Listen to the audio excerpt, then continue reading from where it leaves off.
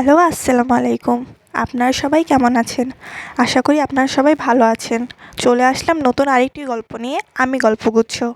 আজকের গল্পের নাম এক চিলতে রোদ। আশা করি আজকের গল্পটি আপনাদের ভালো লাগবে। সো বেশি কথা না বলে আজকের গল্পটি শুরু করি।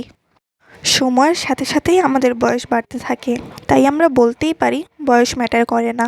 মনের মিল থাকলে নিজের থেকে 10 বছরের ছোট কারোর সাথেও ভালোভাবে জীবন পার করা যায়। হয়তো এভাবেই সৃষ্টি হয় সবার মনে এক চিলতে রোদ, একটুখানি ভালোবাসা। আজকের গল্পটা হলো জাহিদকে নিয়ে। জাহিদের বাবা সকাল সকাল সবার উদ্দেশ্যে বললেন আজকে সবাইকে এক জায়গায় যেতে হবে, তাই সবাই যেন সময় মতো রেডি থাকে। জাহিদ আচ্ছা বলল এবং রুমে চলে গেল। জাহিদ এবার ইউনিভার্সিটির লাস্ট ইয়ারে পড়তেছে। জাহিদ পড়াশোনায় যেমন ভালো, তেমনি বসে থাকার ছেলে না। সবসময় চেষ্টা করে তার বাবার হাতে হাতে কাজ করে দেওয়ার। বিকালে সবাই রেডি হয়ে নিল। বাবা বললেন আজকে গাড়ি বাবাই চালাবেন। জাহিদ তখন বাবাকে বলল, আমি চালিয়ে দিচ্ছি, তুমি জাস্ট অ্যাড্রেসটা দাও। বাবা তখন বললেন, তোমার কোনো দরকার নেই আজকে গাড়ি চালানোর, তুমি জাস্ট আমার পাশে বসো, আমি নিয়ে যাচ্ছি। জাহিদ আর কি বলবে, তাই বাবার পাশে বসলো। বাবা গাড়ি চালাতে শুরু করলো। যাওয়ার মাঝখানে জাহিদ জিজ্ঞেস করেই বসলো, বাবা কোথায় যাচ্ছি আমরা? জাহিদের বাবা তখন উত্তর দিলেন, আমরা আমার ছোটবেলার বন্ধুর বাসায় যাচ্ছি। জাহিদ বলল, ও আচ্ছা ঠিক আছে। সবাই পৌঁছালো তাদের বাসার সামনে। জাহিদের বাবা তো তার বন্ধুকে পেয়ে বেজায় খুশি। কতদিন পর ছোটবেলার বন্ধুকে পেয়েছে। অনেক কথা বলছে আর হাসছে দুজনে। জাহিদের বাবা তার বন্ধুকে জিজ্ঞেস করলো, কী রে, তোর মেয়ে কই রে? তার বন্ধু উত্তরে বলল, এই তো আসতেছে। তাই বলে তার মেয়েকে ডাক দিল, জুই মা নিচে আয়। মেয়ের নাম জুই, এবার এসএসসি দিয়ে ইন্টারে উঠেছে। বয়স বেশি না হলেও দেখতে খুবই সুন্দর। জাহিদ তাকিয়ে দেখলো জুই নিচে নামতেছে। দেখে ওর মনে পড়ে গেল ছোটবেলায় যাকে কোলে নিয়েছিল এই মেয়েটা সেই। কিছুক্ষণ পর জাহিদের বাবা সবার উদ্দেশ্যে বললেন, আমি তোমাদেরকে কিছু বলতে চাই। সবাই জাহিদের বাবার দিকে তাকালো। জাহিদের বাবা বলল, আমি আমার বন্ধুকে কথা দিয়েছিলাম, তার মেয়ে হলে আমি আমার ছেলের সাথে বিয়ে দেব। আজ সময় হয়েছে সেই কথাটি রাখার। আজকেই আমি আমার ছেলের সাথে জুঁইয়ের বিয়ে দিব এবং আমার মেয়েকে আমি আমার ঘরে তুলব। জাহিদ বাবার কথা শুনে বাকরুদ্ধ হয়ে যায়। বাবাকে বলে, বাবা তুমি এটা কি বলছো? তুমি তো আমাকে বলোনি যে তুমি আমার বিয়ে দিবে। জাহিদের বাবা তখন বলল, আমি কারো অনুমতি চাইতেছি না, আমি জাস্ট অর্ডার করতেছি। এখন কেউ যদি আমার কথা না শুনে তাহলে সেজন্য আমায় বাবা না ডাকে। জাহিদ বুঝতে পারলো এখানে আর কিছুই করার নেই তার, তাই সে রাজি হয়ে গেল।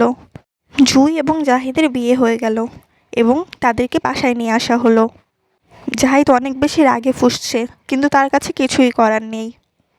সে চায়নি এত তাড়াতাড়ি বিয়ে করতে। তার মধ্যে তার বিয়ে করা লাগছে নিজের থেকে 5 বছরের ছোট একটা মেয়েকে।